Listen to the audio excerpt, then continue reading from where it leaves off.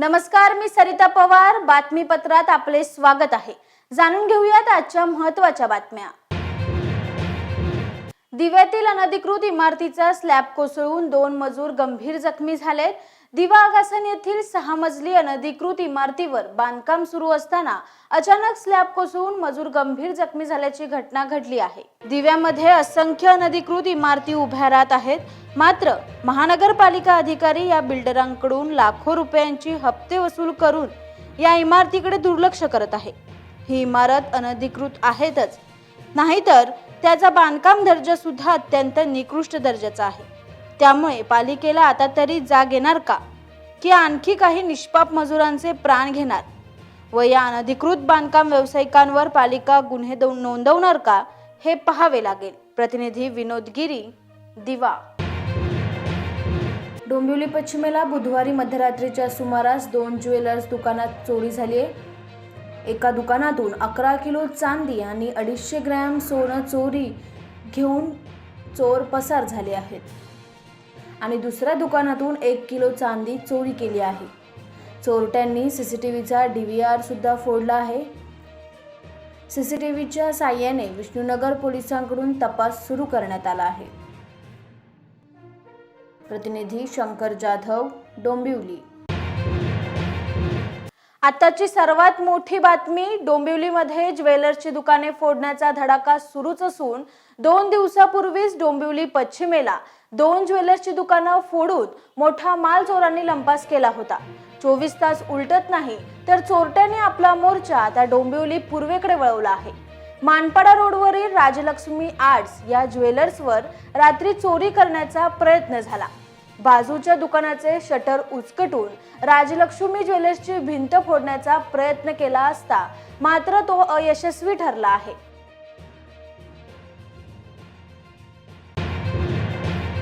काल मोदींच्या सभेला अंबरनाथ शहरातून मोठ्या संख्येने भाजप कार्यकर्ते मुंबईला रवाना झाले होते. याचा आढावा घेतलाय आमचे प्रतिनिधी संदीप साळवे यांनी.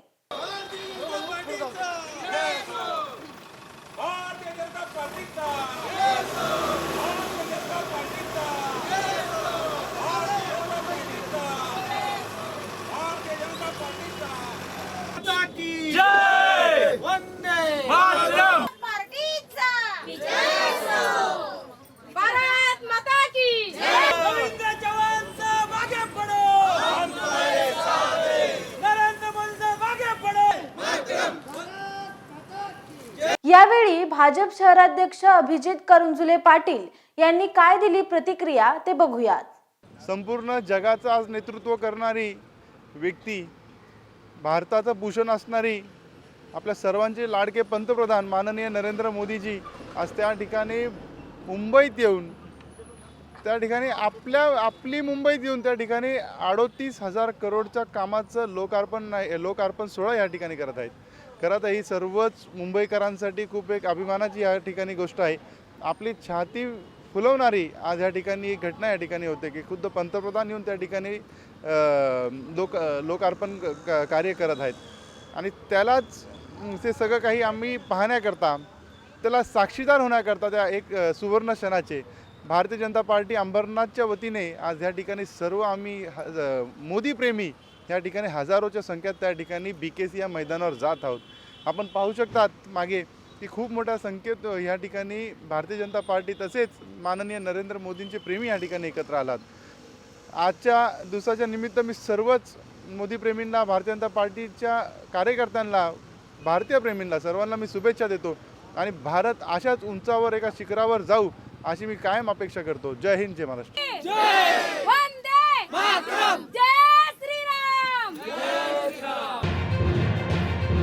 रेल्वे सल्लागार समितीने मध्य रेल्वेचे स्पॉट चेक ऑफिसर म्हणून डॉक्टर बळीराम कुमावत यांची निवड केली आहे.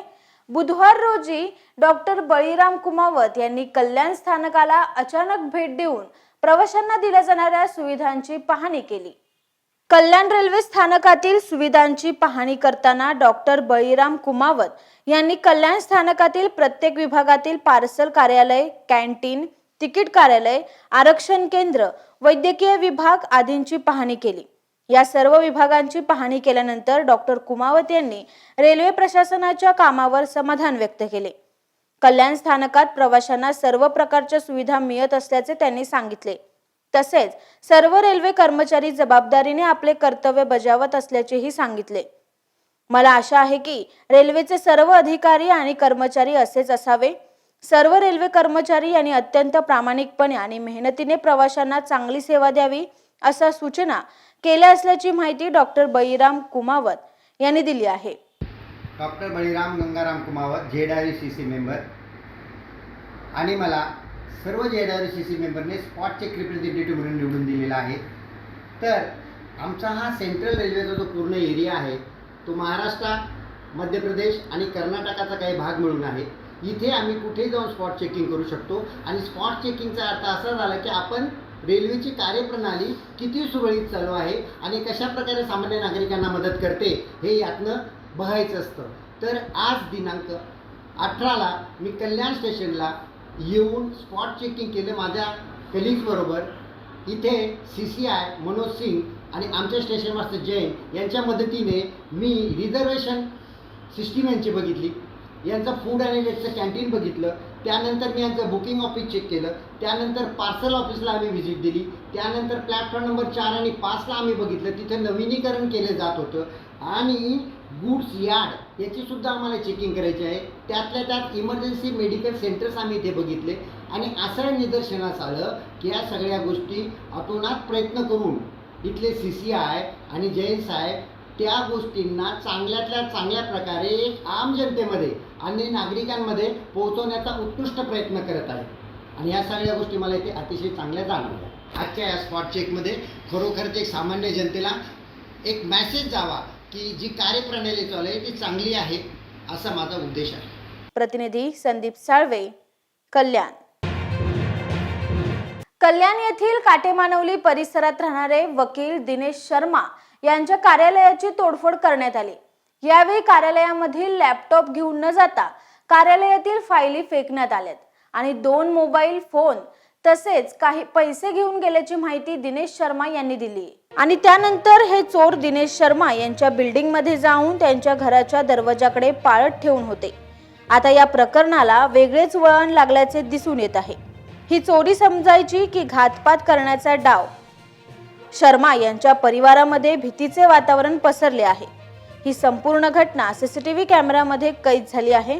तर पुढील तपास कोळशेवाडी पोलीस करत आहे. लैपटॉप पे सब कुछ है, तो उन्होंने लैपटॉप नहीं लिया, इतना महंगा महंगा 2 लैपटॉप यहाँ रखे थे वो नहीं लिए. 3 पर्स, 2 मोबाइल और स्वेटर ये लेके और सब पूरा सामान सर्च जैसे करते हैं ना, सब ड्रॉर और खोल खाल के सब गए. अभी जो मुझे समझ में आया है, जो इतना दिख रहा है, अभी इधर का फाइल मुझे समझ में नहीं आ रहा है क्योंकि खाली खाली दिख रहा है. इधर थे कुछ फाइल, तो अभी जब बैठूंगा ना, क्योंकि का लाइट भी नहीं था पूरा दिन, तो इसके लिए मेरे को पूरा मालूम भी नहीं पड़ा क्या. अभी जितना मेरे को इनिशियली दिख गया है वो मैंने बताया कि ये चीज़ हुआ है. पता है कि मोबाइल मुझे एक समझ में आ रहा है कि जब भी अंधेरा था तो एक मोबाइल दिख रहा है, बाद में देखा तो दूसरा मोबाइल भी नहीं है. तो वो बोले कि मोबाइल का कंप्लेंट ही करना है. तो मोबाइल तक का ही मैटर के लिए लोग इतना तोड़ फोड़ नहीं करने आएंगे. मोबाइल तो रोड पे मतलब ऐसा हो जाता है. तो ये मुझे लगता है कि कुछ इंटेंशनली या कुछ यहाँ पे वकील के ऑफिस में फाइल और यही रहेगा, पैसा भी नहीं रहेगा.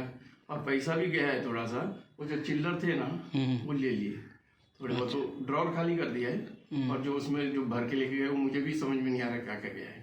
ओके, तो अभी आपकी क्या पुलिस प्रशासन से क्या मांग रहेगी? नहीं, मेरी ये कि अभी यहाँ पे पहले तो किसने किया है जो फुटेज में दिख रहा है उनका मालूम पड़ना चाहिए कि कौन है, और या अगर किसी ने कराया है तो ये क्यों कराया है, क्या है मालूम तो पड़ना, क्योंकि ऐसा होना ठीक नहीं है.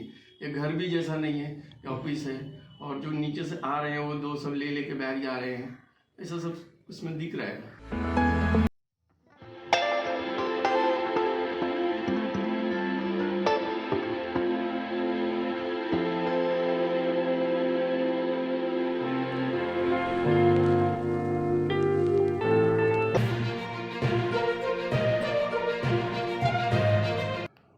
मुंगोली कोळसा खाणीतून येणारे विषारी व दूषित पाणी वर्धा नदीत सोडले असून चंद्रपूर तालुक्यातील घुंगूस गावातील शेकडो नागरिकांचे आरोग्य धोक्यात आले आहे। विशेष म्हणजे अतिशय चलाखीने पाईपलाईन टाकून विषारी पाणी वर्धा नदीत सोडण्याचा घाट कोळी प्रशासनाने आखला आहे। गेल्या अनेक वर्षापासून मुंगोली येथील कोळसा येथील विषारी पाण्याचा वापर दूषित करण्यासाठी केला जात असून असे असताना थेट वर्धा नदीत येणारे पाणी पाईपलाईनद्वारे सोडले जात असल्याने नागरिकांच्या जीवाशी खेळण्याचे काम सुरू आहे। त्यांना हटवण्याची मागणी काँग्रेसचे शहराध्यक्ष राजू रेड्डी, कामगार नेते सय्यद अनवर गावकर यांनी केली आहे। नमस्कार, मैं राजू रेड्डी, घुंगूस कांग्रेस शहर अध्यक्ष। जैसे कि आप सब लोग जानते हैं, घुंगूस के अंदर में प्रदूषण के बड़ी मात्रा में, जहां तक देखा गया तो मुंगोली खदान से पाइपलाइन द्वारा ऑयल और जो बारूद से वो लोग ब्लास्ट करते, ऐसे जो रखा हुआ पानी है उसको वर्धा नदी में छोड़ा जा रहा है। यहाँ से पैनगंगा, मुंगोली और इधर बहुत सारे खदान है, उन खदानों से भी ऐसा छोड़ा जा रहा है, ऐसा आशंका है। आज हम लोग उन अधिकारियों को चेतावनी देना चाहते हैं, क्योंकि एक तो आपकी गाड़ी के द्वारा डस्ट उड़ना, आपकी यहाँ साइडिंग भी है, और एक तो आप दूषित पानी भी अगर नदी में मिला के, अगर ये आसपास गांव वाले उस पानी को पूरे सेवन करते हैं, पीते हैं, तो ऐसे पानी पीने से घुंगूस, मुंगोली सभी जगह से जो वर्धा नदी को लगे गांव है, उन सभी लोगों को बीमारी बड़ी पैमाने में फैल रही है। आज हम लोग कलेक्टर साहब को लेटर दे रहे हैं, लेकिन जल्दी से जल्दी उन अधिकारी के ऊपर में अगर कार्रवाई नहीं होती है, हम लोग कांग्रेस तरफ से तीव्र आंदोलन करेंगे। प्रतिनिधी मनोज गोरे, चंद्रपूर।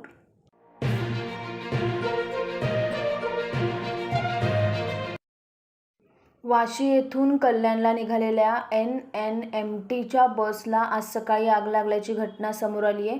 वाशी येथून कल्याणला निघालेले बस तळोजा रोडवरील नागझरी गावाजवळ 712 धाब्याच्या शेजारी पोहोचली असता ड्रायव्हरला गाडीत काहीतरी बिघाड झाल्याचे कळले। गाडी साईडला लावली असता प्रवाशांना खाली उतरण्यास सांगितले। त्यावेळी गाडीने अचानक पेट घेतला।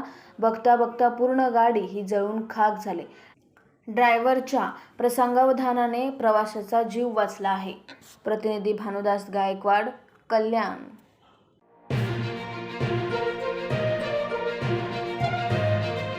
मुंबईची तहान भागवण्यासाठी मुरबाड तालुक्यात मोठमोठी धरणे बांधण्याचा घातलेला घाट त्वरित थांबवून काळू धरण रद्द करा या प्रमुख मागणीसाठी आज श्रमिक मुक्ती संघटनेसह काळू धरण प्रकल्पग्रस्त संघर्ष समितीच्या वतीने आज मुरबाड तहसीलदार कार्यालयावर श्रमिक संघटनेच्या ॲडव्होकेट इंदवी तुळपुळे यांच्या नेतृत्वाखाली जोरदार साखळी मोर्चाचे आयोजन करण्यात आले होते। हजारोंच्या संख्येने उपस्थित असलेल्या नागरिक व प्रकल्प पीडितांच्या मोठ्या उपस्थितीत या मोर्चाला मुरबाड शहरातील छत्रपती शिवाजी महाराज चौकातून सुरुवात झाली। त्यानंतर डॉक्टर बाबासाहेब आंबेडकर यांच्या पुतळ्याला अभिवादन करून जोरदार घोषणाबाजी करत मोर्चा मुरबाड तहसीलदार कार्यालयाकडे रवाना झाला। मात्र तिथे गेल्यावर मोर्चेकऱ्यांनी अतिशय उग्र रूप धारण करून घोषणाबाजीने संपूर्ण परिसर दणाणून सोडताच तहसीलदार संदीप आवारी यांनी मोर्चाला सामोरे जाऊन त्यांच्या मागण्या समजून घेत मोर्चेकऱ्यांचे निवेदन स्वीकारून पुढील कारवाई करणार असल्याचे सांगितले। यावेळी मोर्चेकऱ्यांनी केलेल्या प्रमुख मागण्यांमध्ये ग्रामसभांचे संविधानिक अधिकार व देशाचे कायदे याचे उल्लंघन करून 2009-10 ला सुरू केलेले काळू धरण MMRDA कडून निधी देण्याचे ठरले व कायदेशीर प्रक्रिया पार पडण्यापूर्वीच सुमारे 120 कोटी रुपये खर्च केला। यामध्ये शासन प्रशासन, ग्रामस्थ, आंदोलने यांच्याकडे कानाडोळा करून काम चालूच राहिले। त्यामुळे श्रमिक मुक्ती संघटनेने मुंबई उच्च न्यायालयात धाव घेतल्यामुळे सदर काम 2012 पासून बेकायदेशीर बंद केले। प्रस्तावित काळू धरणाच्या पाण्याखाली 999.328 हेक्टर वनजमीन तर 1400 हेक्टर शेतजमीन बुडणार आहे। यामध्ये 5 गावे पूर्णतः व 8 गावे अंशतः बाधित होणार आहेत, तर अन्य कित्येक गावांचे रस्ते, पाणी पुरवठा योजना, देवस्थाने, विद्युत पुरवठा बुडीत क्षेत्रात जाऊन सामाजिक हानी होणार आहे। अशा मागण्या आज मोर्चाच्या माध्यमातून एका निवेदनाद्वारे शासनाला सुपूर्द करण्यात आल्या आहेत। यावेळी तहसीलदाराने हे निवेदन स्वीकारून पुढील कारवाई करणार असल्याचे सांगितले। प्रतिनिधी दीपक चिडा, मुरबाड। सगळ्यात पहिल्यांदा मला हसू येतं की 12 वर्ष ज्या कारणासाठी धरण कोर्टाच्या आदेशाने बंद आहे त्यातलं एकही कारण बाजूला झालेलं नाही. ती कारणं तशीच आहेत. त्यातला पहिला भाग आहे की कोणतीही कायदेशीर परवानगी धरणाला नाही. म्हणजे फक्त राज्यकर्त्यांच्या मनात असणं म्हणजे या देशाचा कायदा पुरा करणं असं असेल तर हे हास्यास्पद आहे. आपण लोकशाही राज्यात आहोत. इथे एक भारतीय राज्यघटना आहे. एका बाजूला राज्यघटनेचा आता आपला 26 जानेवारीला मोठा सण साजरा होईल आणि असं असताना ज्या राज्यघटनेने ग्रामसभांना अधिकार दिलेत, ज्या पेसा कायद्याने अनुसूचित क्षेत्राला अधिकार दिलेत, ज्या भूसंपादन कायद्याने भूमी कशी संपादायची याची प्रक्रिया नेमून दिली आहे, यातली कुठलीही गोष्ट न करता आम्ही धरण बांधणार, आम्ही इतके पैसे खर्च करणार, म्हणजे फक्त पैशाने हा देश चालवायचा आहे असा विचार चाललाय. कुठेतरी पुनर्विकास होतोय असं नाही वाटत आपल्याला आणि हा पुनर्विकास रोखला जातोय असं वाटत नाही का? नाही, काय आहे, पुनर्विकासाची गोष्ट करायची तर आज संबंध जगभर मोठी धरणं ही पाण्यासाठी उपाय नाही ही गोष्ट आज शास्त्रज्ञांनी सिद्ध केली आहे. जर्मनीसारख्या किंवा न्यूझीलंडसारख्या ऑस्ट्रेलियासारख्या देशांमध्ये जुनी धरणं फोडून नदीला वाट करून देत आहेत. कारण हे निसर्गाचं तत्व आहे, नदी ही वाहती राहिली पाहिजे, नदीला बांधू नका. जगभर जे चाललंय त्याचं आपण इतर बाबतीत अनुकरण करतो, पण चांगल्या बाबतीत पर्यावरणाच्या संवर्धनाच्या बाबतीत आपण जर अनुकरण करणार नसू तर आपण फक्त काय चमकुगिरी करतोय असं अर्थ होतो ना. आणि विकासाचं बोलाल तर एक पोस्टर आहे, ते तुम्ही नक्की फोटो काढून घ्या. फक्त जर एकट्या मुंबई महानगरपालिकेचा विचार केला तर काळू धरणाची जी क्षमता आहे तेवढं पाणी मुंबईत दररोज गळतीने वाया जाते. म्हणजे धरणं का बांधायची? इकडचं पाणी इकडची गावं उठवून पाणी घेऊन मुंबईत न्यायचं आणि ते फुटक्या पाईपलाईनमधनं गळून टाकायचं. याला विकास नाही म्हणत. विकास हा लोकल ते ग्लोबल असावा, म्हणजे स्थानिक ते जागतिक असावा. मग आज मुंबईत पडणाऱ्या पाणीचं योग्य नियोजन करून झालं, समुद्राच्या पाण्याचा पुनर्वापर करण्याची प्रक्रिया झाली, शिवाय आलेलं 6 ते 8 धरणांचं जे पाणी आज मुंबईत येतंय त्याचा योग्य अपव्यय न करता वापराचं व्यवस्थापन झालं, मग म्हणा की मुंबईला गरज आहे. आणि मग निश्चितच मुंबईत आमचेच भाऊबंद आहेत, आम्ही पाणी देणार नाही असं होणार नाही, पण आम्ही पर्यायी धरणं सुचवली आहेत ज्याच्यात विस्थापन होणार नाही, पर्यावरणाचा ऱ्हास होणार नाही, शेती जाणार नाही, पण पाणीही मिळेल अशी धरणं ज्या साईट्स या स्थानिकांना माहीत आहे तिथे शासनाने धरणं बांधावी.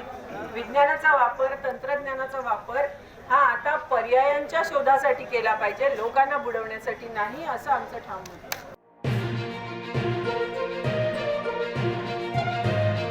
अंबरनाथच्या मोरिवली गावातून शिर्डीला जायला निघालेल्या भाविकांच्या बसला अपघात झाला होता. नाशिक शिर्डी महामार्गावर सिन्नरमधील पाथरे गावाजवळ हा भीषण अपघात झाला होता. या अपघातातील रुग्णांसोबत मुख्यमंत्री एकनाथ शिंदेंनी व्हिडिओ कॉलद्वारे संवाद साधलाय. काळजी करू नका, सगळं ठीक होईल असं म्हणत त्यांनी व्हिडिओ कॉलद्वारे रुग्णांना दिलासा दिला. मुख्यमंत्र्यांनी व्हिडिओ कॉलद्वारे रुग्णांची विचारपूस केल्याने घरच्यांनाही दिलासा मिळालाय.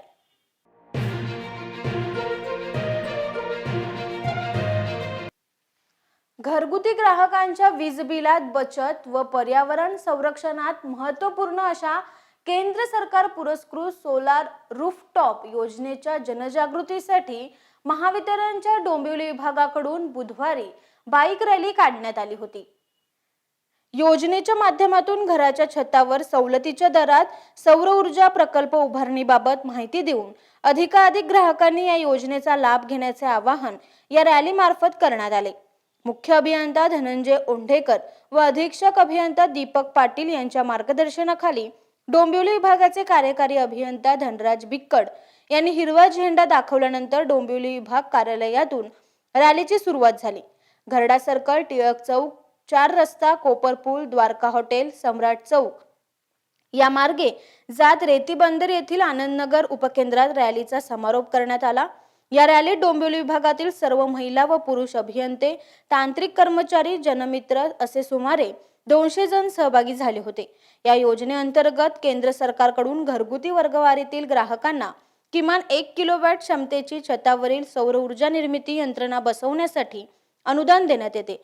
यात घरगुती ग्राहकांसाठी 1 ते 3 किलोवॅट पर्यंत 40% आणि 3 किलोवॅट पेक्षा अधिक ते 10 किलोवॅट पर्यंत 20% अनुदान देण्यात येते. तसेच सामूहिक वापरासाठी 500 किलोवॅट पर्यंत, परंतु प्रत्येक घरासाठी 10 किलोवॅट मर्यादेसह गृहनिर्माण, रहिवासी संस्था व निवासी कल्याणकारी संघटना ग्राहकांना 20% अनुदानाची तरतूद आहे.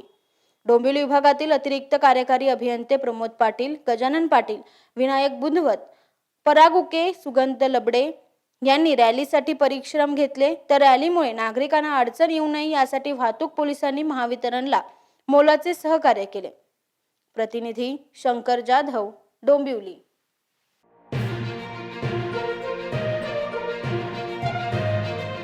काँग्रेस पक्षाच्या अनुसूचित जाती विभागाचे महाराष्ट्र प्रदेश अध्यक्ष डॉक्टर सिद्धार्थ हत्याभेरी व गगन मलिक फाउंडेशनचे संस्थापक अध्यक्ष गगन मलिक यांच्या पुढाकारातून परभणी ते चैत्यभूमी दादर नियोजित करण्यात आलेल्या बौद्ध धम्मपद यात्रेचे मंगळवारी चैत्यभूमी दिशेने प्रस्थान झाले आहे.